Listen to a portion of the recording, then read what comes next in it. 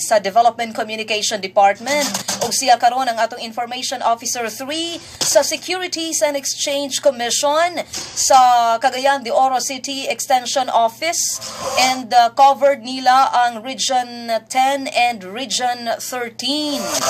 Ania sa Pikas Linya si Neil Maynard Conde. Hello Neil, maayong hapon ug welcome once again sa DXMU FM.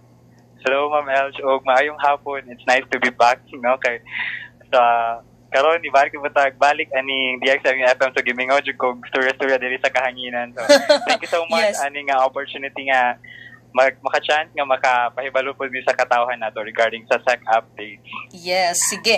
Always man gyud nato madungog ang ngalan sa ahensya, no? Ang ngalan sa Securities and Exchange Commission. Apan unsa gyud ay ang mandato sa SEC? Yes, ma'am. Kami diri sa SEC, no, known kami especially last year, dagan kayo nangaway sa ahensya tungkol sa itong mga gipasirado nga mga investment scams. So kami sa Securities and Exchange Commission, dili lang niabot ang mga investment scams. So kami po ang regulate tanan nga corporations. So if we say corporation, na kita ay stock o non-stock corporations. So sa amuan na sila under, dili na sila sa mga pa-register. Sa kami ga-regulate silang financial statements, kami ga-regulate sa ilahang mga dagan sa ilahang kwarta. So, amua usab ang kanang mga pag-regulate sa atong mga investment contracts or kanang investment nga kung sa public pa nga nahibaw-an, no? So, kaning mga investment opportunities, kami ga-regulate ana kung registered ba sila under sa mga commission or dili. Kaya kung dili man sila registered, so, dira na siya mahulog as scam. So, kami Japon na siya nga agency nga ga-regulate ana. So, primarily, ang module is ang corporation, ang overseer sa corporation sa Philippines.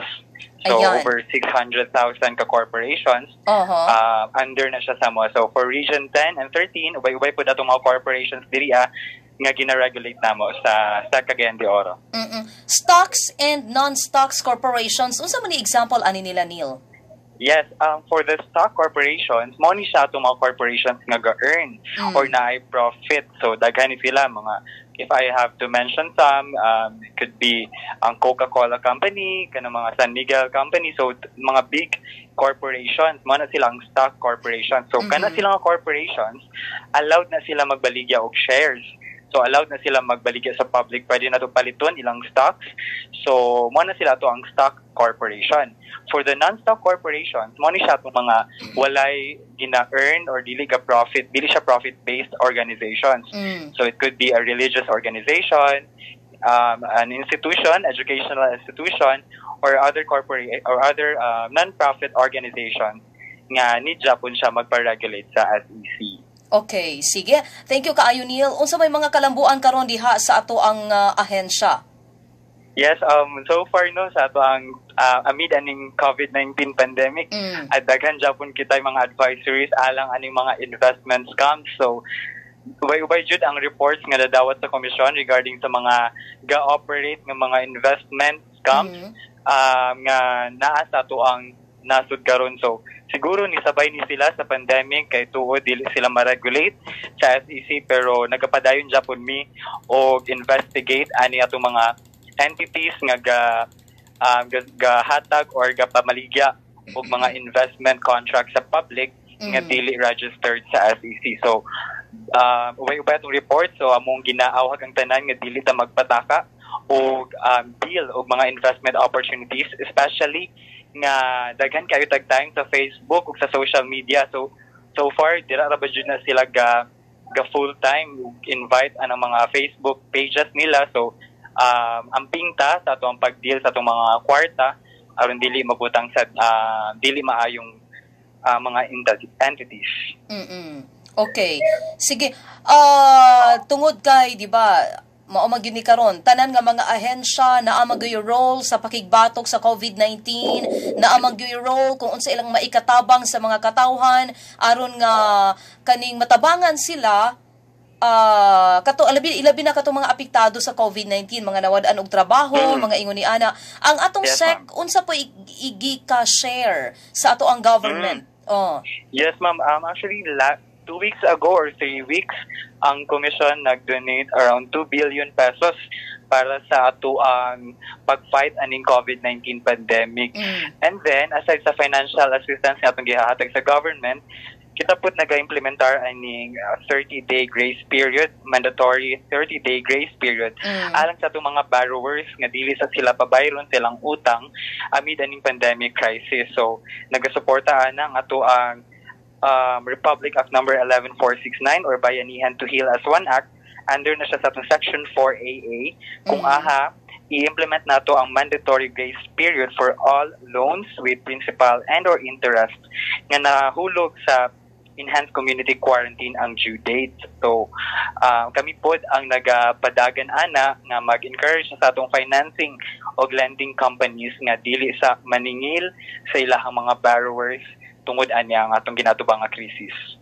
Ayan, okay. Sa imuhang naka-mention magyud ka kaganina Neil nga naatay mga investment scams. O kumusta man din karon sa Cagayan de Oro kabalo magyud ta nga adunay pandemic. Naa pa gihapon ga-operate nga mga scams? Yes, ma'am. Daghan pa jud kayo, ma'am. Actually, last month naka-conduct na og field report kay naadya po yung mga investment opportunities, especially diri sa Cagayan de Oro natin na-conduct ug natin nakita nga mga illegal activities nga gina-conduct. And kasagaran man po sa ilaha, ma'am, is through social media. Dira na sila gapangayo personal information.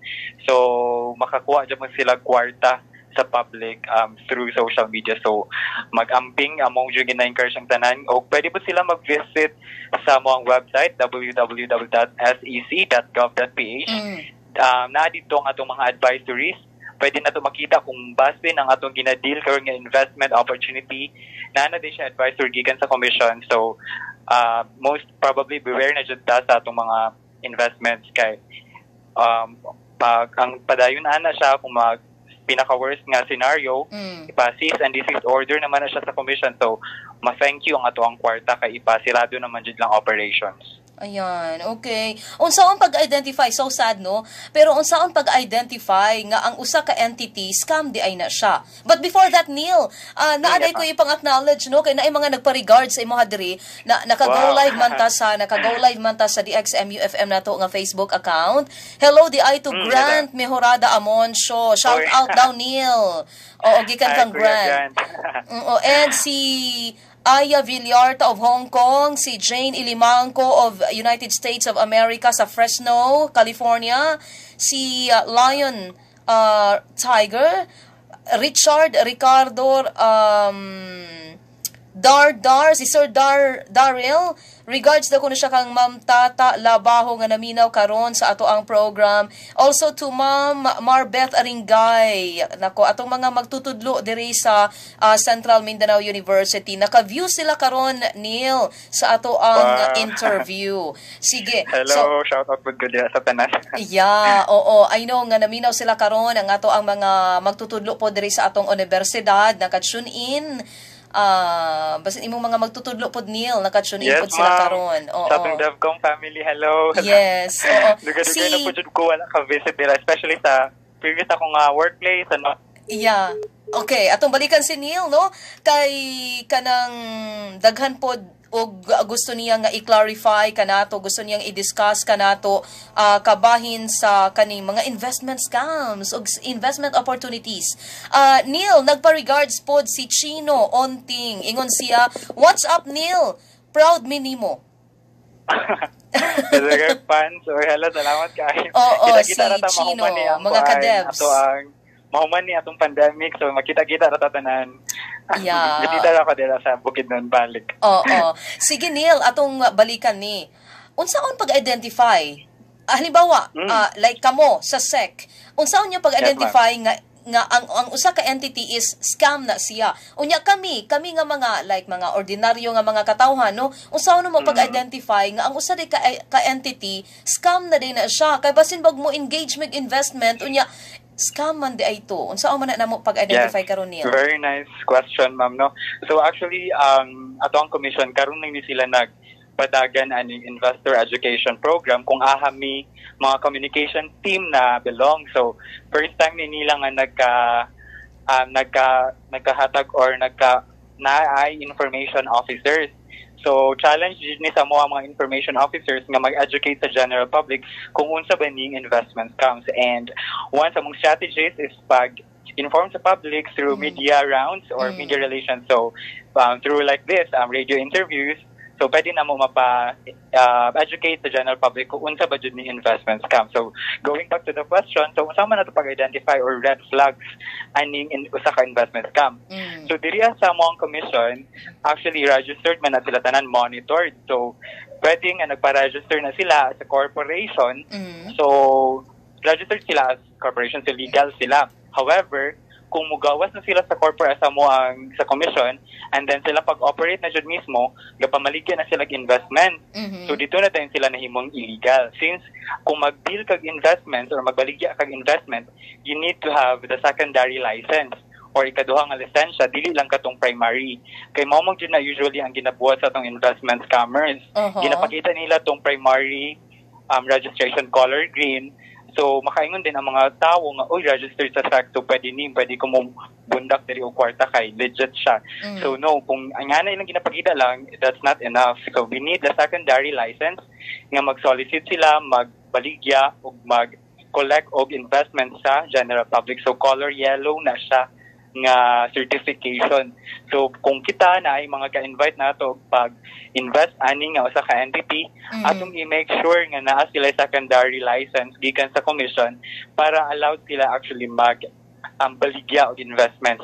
Kay amo po nga tagline diri if it's too good to be true, then definitely it's not. Kay kinsa bagoy usapa mo lang pagsugod sa ilahang negosyo or sa ilahang entity tapos mohatag na din sila 50% nga return of investment. So that's too much. Maski ato ang mga big corporations dili nga nakadako ilahang mga baligya silang shares. So ato jud nang ikuan kay merjo kanang mga schemes illegal jud na siya kay di naman guna sila mag-secure og secondary license sa commission. Kay aron nga dili kay sila ma-regulate sa ilahang pagpamaligya o pagpagawas og kwarta. Okay. So isa to siya, ma'am. Yeah, usa lang to siya ka mga timailhan. Yes, ma'am. Ug dagan pa ta diri aside ato, lagi katong if it's too good to be true, then definitely it's not. And then napo ni sila ilahang another scheme which is kaning gapang pressure, kanang gapang boilers, gapang pressure sila og kuan, invite sa tao na wala kayo sila ginahatag nga exact or kanang detailed background sila ang corporation. So dito na dayon nga kanang sige na pagkuan na karon okay ra jud pag ilang gina-pressure ilahang mga investors nga mag-deal dayon kay para dito makahatag og kanang mga ilahang kwarta. So mo pa nilang isa ka strategies dira nga ipakita lang dayon nila ilang mga testimonies so when tao or pictures nga nagkahatag sila kwarta sa isa ka tao kay proof of kuan lagi nga nagnajig kwarta nga moabot. So mo pa na ilang dapat nato bantayan, and then mo to siyang pinaka-focus din nato no, dapat i-sure nga najud ang primary ug secondary licenses gikan sa commission para ma-sure tangan safe ato ang kwarta. Okay. Usa tay mong giingon kaganina nga naa yellow ang certification? Yes, ma'am. Wala siya nga itong secondary license nga gina-provide sa commission para ma-authorize sila magbaligya og investment contracts. Muna na siya actually, ang kining investment contracts, kung dili kayo ni siya masabtan sa tanan, muna siya example once ang investment pang good, it means kwarta na siya. So, example, ikaw, maghatag ka kwarta ni nga entity. So, nag-invest na ka, expect mo kag something in return nga. In 1 month, basta wala kay buhaton, na sila ihatag sa imong balik. So, that means investment contract na kasi sila ang nagpadagan sa imong kwarta. Which in fact, ang ilang ginabuhat sa good actually is kuhaan mo ang kwarta, nag-invest, tapos kuhaan to siya nga portion, ihatag na po to sa mga new investors para ma-prove nga na yung return. So actually, gadagan-dagan cycle na ilang kwarta kinuha ay sa mga late investors. Then maabot ang time na mahot na dyan sila money, mawala ra itong mga tao. So ma-thank you nga itong kwarta. So careful na lang dyan especially ka ng mga, mo na siyang usual red flags na mo nga dagko kay returns, kay dili naman gud na siya possible no nga anak kadagko ang return sa usa ka business, especially nga mobile lang pagsugod. So siguro right pud nato as investors mo tan-aw silang financial statement kung ingani na budget sila ka-capable mohatag og ingana kada kung nga return. Kay that's very unlikely magud nga bag-o pa ninyo nga negosyo tapos ingato nakataas inyong ginahatag nga investment return. Oo. Last year, Neil, maotoy pinaka o say matawag nato ana controversial nga tuig when it comes to investment. Di ba kabalo man gyud ta ana tungod kay last year and murag 1 year ago na, di ba? 1 year na gyud siya kay nag-start man to siya mga April or May nga na-stop ang operation sa mga investment nga o say tawag investment scheme. Yes, oo. Kaning unsa man pod ang nahitabo na karon adto katong mga gipang unsa man to kanang naa pa bay chance ang uban nga mga investment schemes nga ma-open sila? Oo. No ma'am, ang kaning if there's no by to put last year sa mga investment opportunities nga nang gawas no sa tuang region man gani or sa Mindanao lang mismo. So actually wala pa ko atong time sa commission but ako ang pagkahibalo natagan na to sila naka-file na og mga cases regarding sa mga issuers. Ang issuers mo na sila ang nagdumala sa ka-investment entity. So nakapatong na actually last month man ata to nakahatag na tag syndicated estafa if I have to mention the name ang pinakanon ang kapa nato no ang kapa through Pastor Joel Apolinario kasuhan na siya og syndicated estafa sa Peace Lake Trial Court. So para sa atong mga investors unsa man nilang role unsa man nilang way nga makuha nila balik ilang kwarta na pa by chance. So actually kung katong mga nakahulog og dagko jud no nga kwarta ani atong mga investment entities pwede sila actually mag-file og kanang case sa ato ang mga trial courts mag-submit sila og reklamo nga kani nga investment entity illegal dahil siya tapos nakabutang sila og money. So pwede nila i-file og case and then kung dili mahatag ni entity ang ilahang kwartang ibutag that would mean another case na po siya. So medyo taas siya nga process, legal process kay di man pud insigida no kuwaon na to sa ilaha kay naman po tayo gina-follow nga legal procedures. So ang ato pong concern unsa man atong ginabuhat sa commission. So actually dili man na mo ang end ang mag-file og case actually sa end users man na siya. So ang end users kani atong mga investors. So sila ang pwede mag-anhi diri sa commission, magpa-assist ato ang mga legal officers sa office. So pwede na to siya i-address dayon sa higher courts. Dito na rin ta mag-file og case. So far wala mang good po joy ga-file og case diri sa commission regarding sa usa ka entity nga na scam sila. So we also encourage everyone to visit our office after this crisis kung naan na tayong mga reports or reklamo regarding certain investment scam kay para po mahatagan siya due process o mapasirado siya into mapapundang ilang operations. Okay, sa imong giingon nga wala pa sukad nga mga investors nga ni file og case against sa usa ka investment scheme. Yes, ma'am. Sige, ma'am. Kay what if Neil og ang katong investment scheme nga ilang giapilan nakatabang gid pud ay sa ilaha? Mauna nga ang rason nga dili gid sila mo file kay nakatabang man gid sa ilaha unya ang gusto nila mahitabo mabalik gyud ang katong investment scheme. So actually mga isa ka investment scheme kung gusto silang mag-operate balik pwede nila i-amend ilang article of incorporation. So mo na ilahang ang gipang ilang more body nila gina-protect sa ilang corporation kung unsa ba jud ang atong function as a corporation. So kung ilang as registered corporation sa SEC is mag-trade like products, example mamaligya lang may mga beauty and wellness products, then ang paggawas nila sa ilahang sa pag-operate na dyan nila is pamaligyan na sila ganang investment, kanang nanakay return. So, pwede na dyan siya, kung gusto nila i-operate balik, magpa-register sila again sa SEC as authorized distributor or solicitor of investment. So, mag-secure sila another license, which is katong color yellow. I-amend nila ilahang article of incorporation or katilang book para ma-allow na sila nga mamaligya o legit na sila nga seller of investments. So, kung mora man na siya actually ang atong option, kung gusto nila nga mag-operate balik ang usa ka investment, di na siya scheme, imo na siyang investment jud nga company.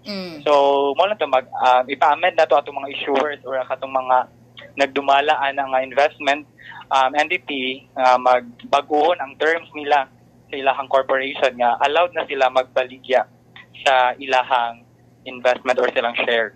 Ayan.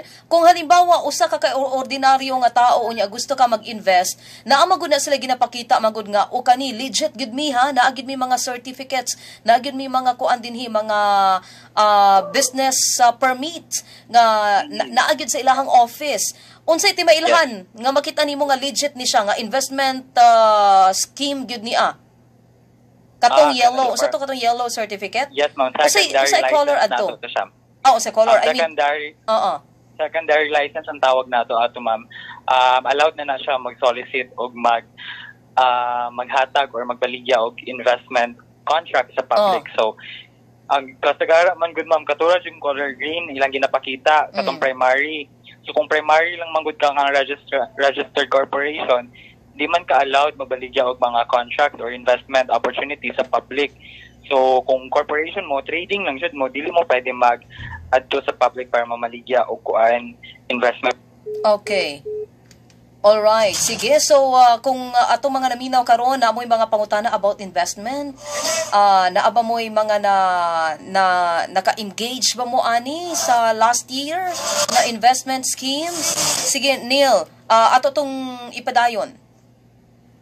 Oh yes, so mo to sa mo yung nasang actually na-adjust ang tami caravans no sa communication team nga mag-visit mi sa mga LGUs, mga higher education institutions para mag-educate sa atong investing public kaso tungod aning crisis na extend siya no kaayo. So ang alternative way is to tap media partners para sa ani para maka-educate sa public. So mo to among yung gina-encourage ang tanan nga dili sa ta magpatakag deal, i-sure jud nato no kung ang usa ba ka entity is registered kay napud tay another kuana na siya nga pwede nato pwede actually makasuhan ang katong mga ni tolerate kumbaga sa usa ka investment scheme nga kabalo sila nga investment scheme sila pero ilaha japon nag-deal japon sila, so actually pwede pud makasuhan dili lang ang katong isa ka investment entity. So namugod na siya sa ang revised corporation code nga bawal jud magbaligya unless registered sa commission. Okay. Allowed ba mo to mention kaning mga registered nga investment entity? Naabay ka nang mas naila ninyo din ha nga mga investment entity nga pwede sudlan sa mga gusto mo invest? Yes, ma'am. We could have kanang mga insurance companies. Pwede man dyan na siya actually as investment entity kay kadako man atong kwarta nga atong ginahulog. If I have to mention, dagan man kay tag known karon nga insurance companies, mga Sun Life, Pru Life, kana mga known ay registered o legit nga mga investment companies kay kung sa banks nato ihulog atong money, so pila ra man ka percent ang atong taas, atong increase. However, kung sa mga insurance companies which is also an investment company, pwede ta siya kana siya regulated na sila sa SEC. Kung kuano gud ka regulated jud ka nga gabaligya og investment solicitation sa public, namo gud tayo daghan kay mga legal processes ug nato tay ginabayaran annually sa commission.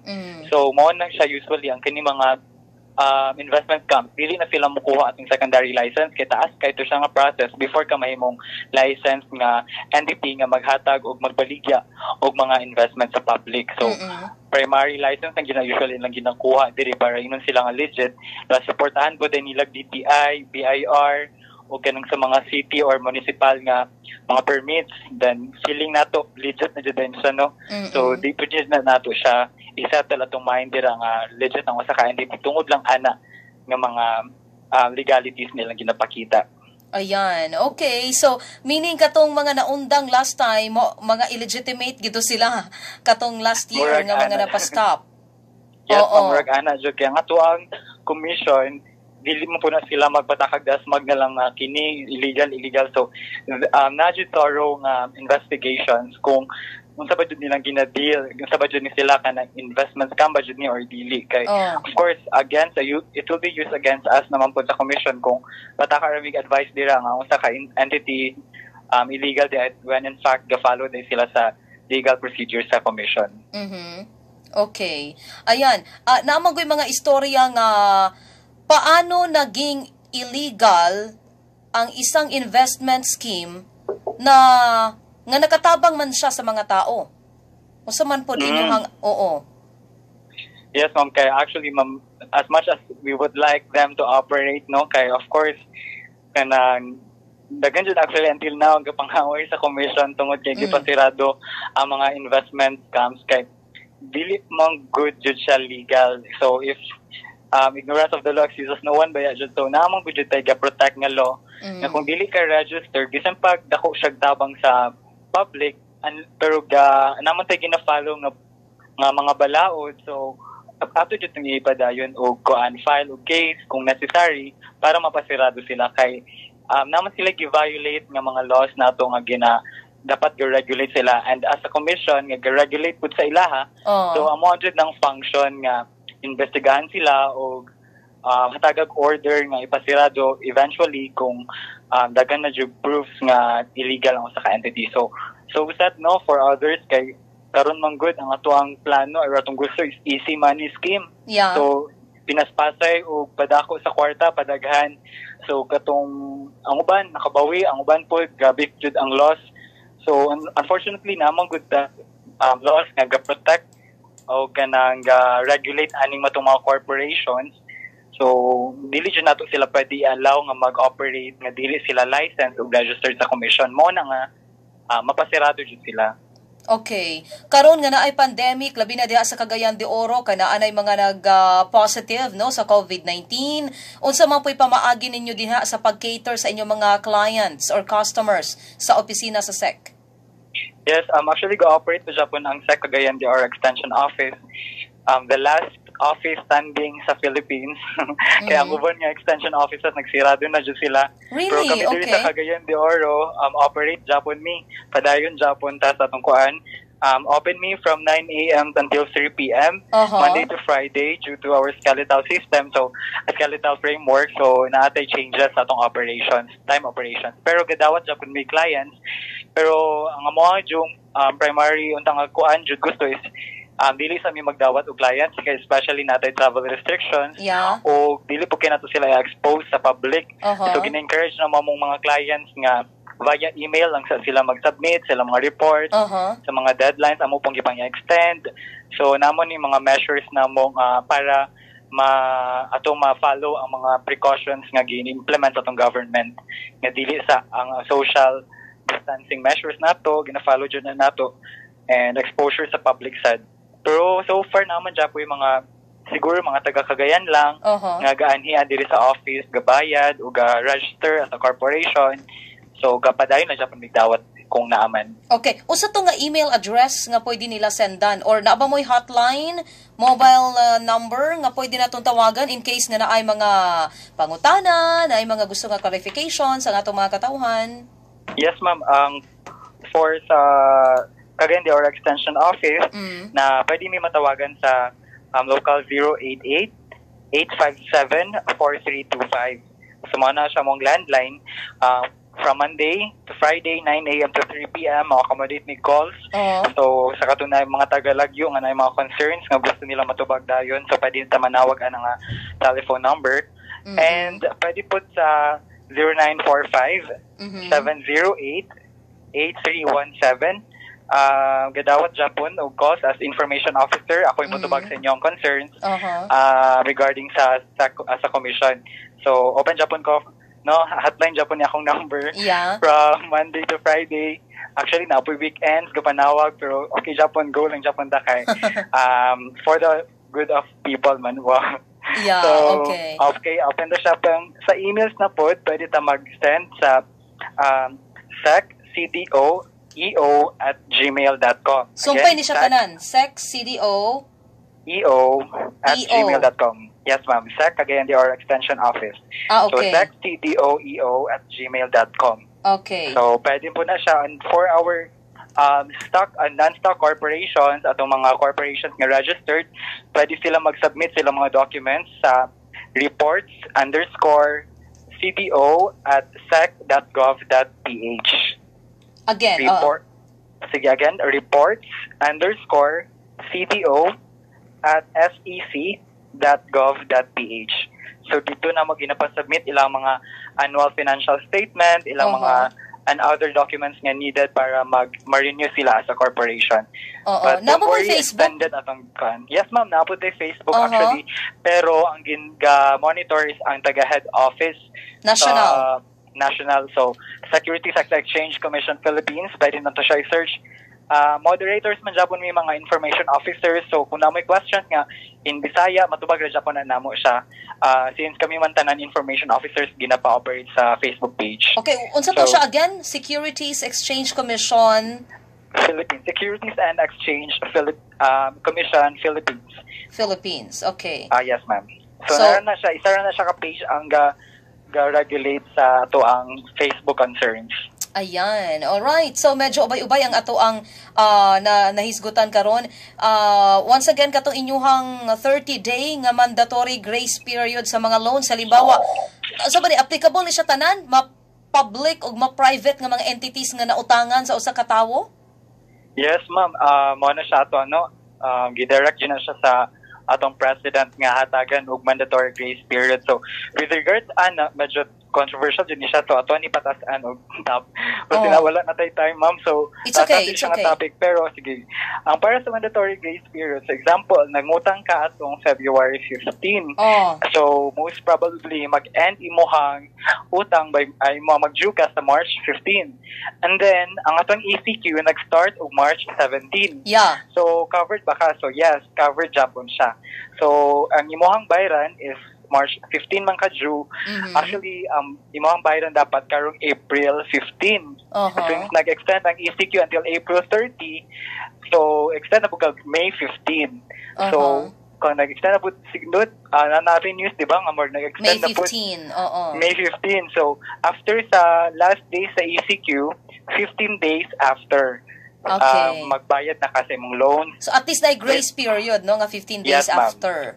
Oo. And then, actually, kanang ako grace period, wala dyan na siya dapat interest sa mga late charges. Okay. Wala na siya dapat, ang interest is as is lang, kung pilang interest per month. And mawala lang dyan pa natin gina-follow. So, na dyan tayo 30 days nga gina-follow para sa tanan na to. Actually, 30 days dyan siya, no? So, kung May 15, June 15 naka magbayad.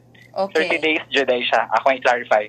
Okay. Kaya wala pa mang good short. Actually, very short time na siya para sa mga borrowers nga makakuha din og kwarta kay mao pa mo pagsugod sa trabaho. So mo na siya 30 days dito mo gi-allow. Then dili na siya like March to April bayaran nimo or March to May bayaran nimo in one payment. No. Ang kana lang nga bulan imong bayaran, ang ma-extend lang is imong payment period. So example 1 year and 5 months na nimo siya nga bayro nun, may mo siyang 1 year and 8 months. Kaya extended ma-extend. Matumoy, ma-kuan siya tanan, ma-extend. So, dili siya pa bayran in 1 month lang. So, pwede na nato siya ireklamo kung na ay mga companies nga gapangolekta. Oo, naay pangutana. Crisis. Naay pangutana ni except for halimbawa mayingon taog bayro nun sa Okay, ato balikan no. Hello to Darrell Becerra, na siya pangutana ato na ang ihatag ato nang ipangutana karon sa ato ang speaker kay important pud kaayo na ang ato nang matubag. Pero dugang pang pangutana para sa ato ang dugang pangutana Neil kaning how about kaning bayro nun sa sakyanan? Kay halimbawa, ang imong bayro no sa sakyanan mag-due siya og March 23. March 23. Unya halimbawa, di ba nag-declare naman ta og kanang community quarantine March 17. Yes, ma'am. Daw bi og kay di man gid kabayad kay wa man maadtuan. Nag-close man ang mga ang mga cities like diri close ang atong syudad di ta pasudlon didto. What if ang ato ang gibayran nga bangko mo charge o kuan kay wala ka ni bayad anang pagka March before anang March 23?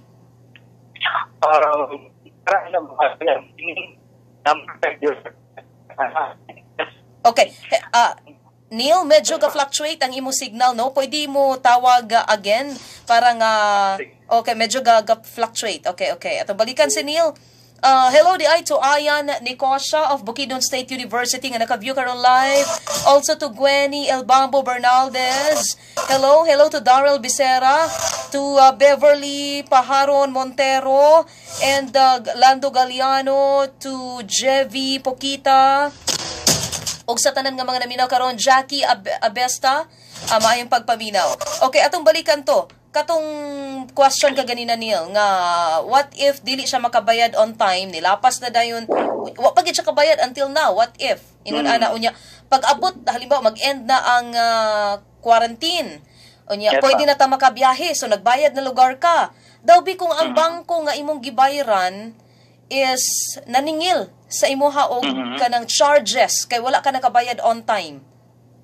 Yes, kung ang imuhang pag-utang is via, sa example, sa nag-utang kag motor, kanang sa usa ka motor nga company, tapos sa inyoha lang na nga installment arrangement, nga ang inyong bayaran lang is over-the-counter sa ilahang motor nga company, so wala ka kibali isa ka financing company nga nag-support. So, dili na siya covered sa SEC. Wala di may makatubag-an since ang MOIS ang financing and lending companies. Okay. So, kini mga financing and lending companies, pwede ito siya kating sa mga bangko. So, example, ang imuhang utang is via bank. So, ginasuportahan ka sa bangko. So, si bangko ang nagbayad sa imuha. So, under na siya sa financing companies. So, covered ka aning 30-day grace period.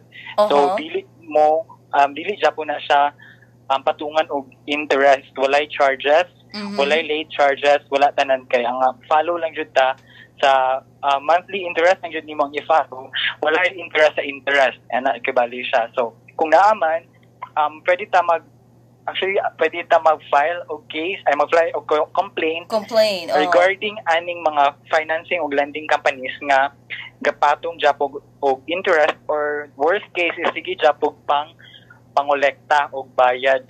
So ubay-ubay pud atong reports nga dadawatan sa commission nga gapang ngolekta Japon tunga-tunga aning crisis nga atong gakatubang ginatubang. So pag sa pag-complaint medyo taas po jud siya kay we need to be very we need to be legal po. So nami mga legal due process po nga mga needs para sa inyo nga ang inyong complaint is kuan jud siya na jud siya pud ga-exist na siya nga corporation or nga company.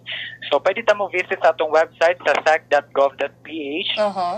I-search na nato dito sa search icon ang complaint na ma-direct din ka dito sa lending and financing companies. So nana din dito ang further details kung saan ba ang proper nga pag-file og complaint sa usa ka company, and then sa commission na dayon ang address ana dito sa financing lending company ug napud tay ipang pato nga mga penalties or mga actually pwede pud na sila mahatagan og imprisonment nga charge or kanang sa Bayanihan Real as One Act naka-indicate na siya dito na kung usa ka company or financing lending company nagpadayon o pangolekta sa general public sila mga borrowers amid aning crisis, so natay mga appropriate charges or kanang mga basul ay kanang atong mga penalties sa ilaha. So far, pila may mga unsay kasagara nga reklamo nga inyong kakadawatan karon? Karon nga naay pandemic, di ba? Daghan man gyud nga mga kaning establishments ang nag-open pa pero naapagyud po'y uban nga wala na. Unsa may kasagara nga reklamo din labi na sa kanang pagbayad og mga utang? Ang kanimong good centralized mong good ni siya nga to ang ga-monitor aning financing og lending companies. So wala mi first hand information diri sa extension office regarding aning mga complaints. So ang under ni ato ang taga head office, sila dito ang ga-monitor sa complaints. So wala po sila so far naghatag information sa mua kung unsa ba jud ang usual complaints sa mga borrowers nga dawatan nila. Pero ang so far ang nadawatan nga notice is daghan na ang ilang ginapang-imbestigahan nga mga financing ug lending companies nga gapadayon o paningin sa mga borrowers. Yes, ma'am. Okay. Sige. So, once again ato ning klaruhon, katong mga naay utang nga mga sakyanan, halimbawa, unya Unsa naman ta karon? April 25, no? Unya, halimbawa nag-deadline na pero di ka kabiyahe kay lagi dili man ta makasulod sa mga lugar, di man ta basta-basta makasulod sa mga lugar, safe ta nga makabayad ta, bahala diha og after na sa COVID, nga walay charges dapat. Yes, ma'am, kay kung patungan pa nato og charge or interest, taas kayo, dagan kit ako kailang bayro nun at the end sa crisis, and then dili pa man na siya automatic ta mag-earn after 1 month pa ang sweldo, so dili dyan na siya mabayaran dito. So natay ko na balaod nga nagaprotekta sa itong mga investing public nga pwede nila magamit in case nga na-adjure mga gaobliga sa ilaha mo bayad tunga aning pandemic at ang ginaatubang. And then regarding po anang mga kuan, ma'am, credit cards, kung via credit cards ba ang pagbayad, kanang na automatic ra ba na siya mag-deduct sa mga accounts. So for that one, dili mi makatubag sa commission since ang mga credit card operators under man siya sa Bangko Sentral ng Pilipinas. So naabot sila yung own mandatory, and mandatories nila nga gina-implement para sa ilang mga credit card holders. Basin ay mga pangutana about mga credit card nga utang. Naapoy ingon si Ma'am Jocelyn Bedro Lastimosa, gapaminaw man siya karon pinaagi sa to ang radyo, Neil, ang iyahang giingon ang BDO okay raman, dili sila makapabayad, di sila makabayad on time, dili sila mo charge og penalty. So naapod din mga other banks nga ga-consider sa ato ang situation karon.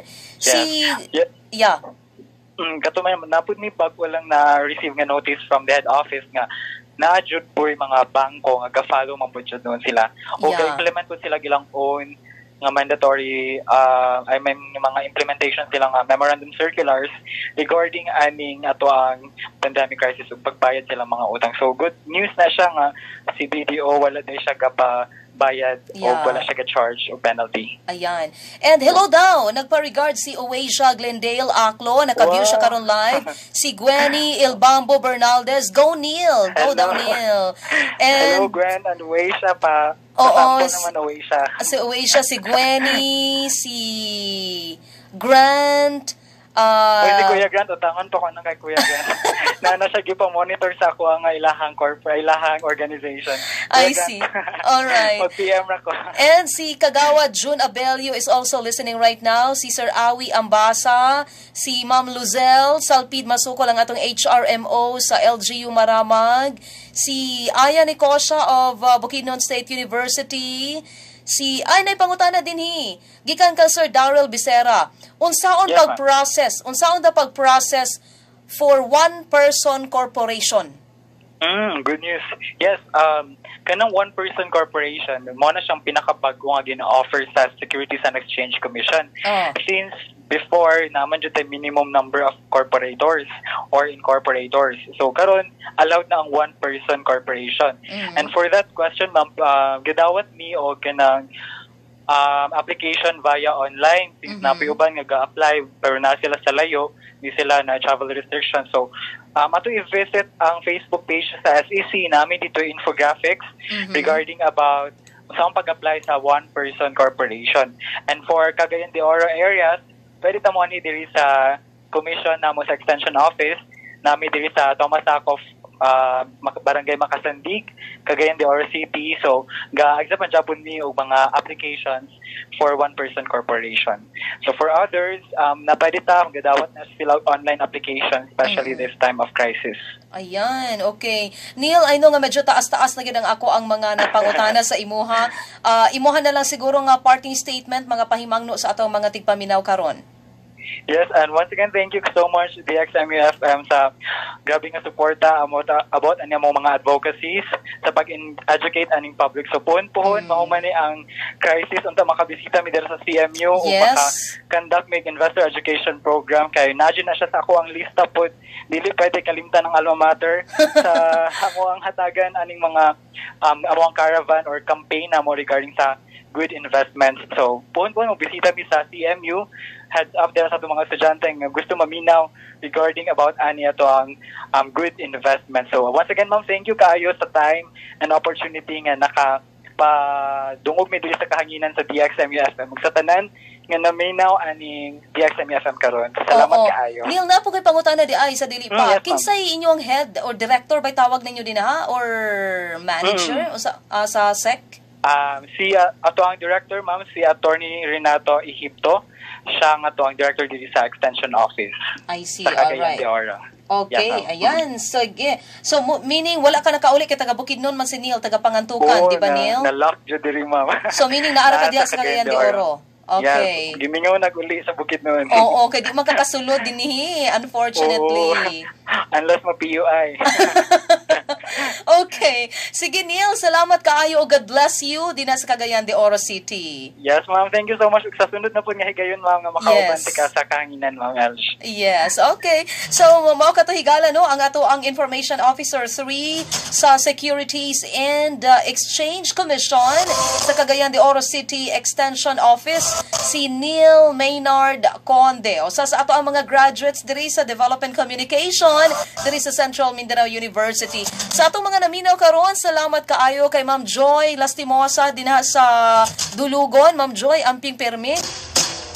Also to Uasia Glendale Aklo, to Gwenny Elbambo Bernaldez, to Ma'am Luzel Salpid Masukol, and to Sir Darrell Becerra, sa tanan nga mga naminaw, ug tanan nga mga nag-tune in karon sa DXMU FM. Salamat og maayong hapon kaninyo. Salamat po kay Ma'am Joy once again sa imohang mga gihatag pod nga information nga naagid po di ay mga banks nga ga-consider karon sa ato ang sitwasyon. Ilabi na kato mga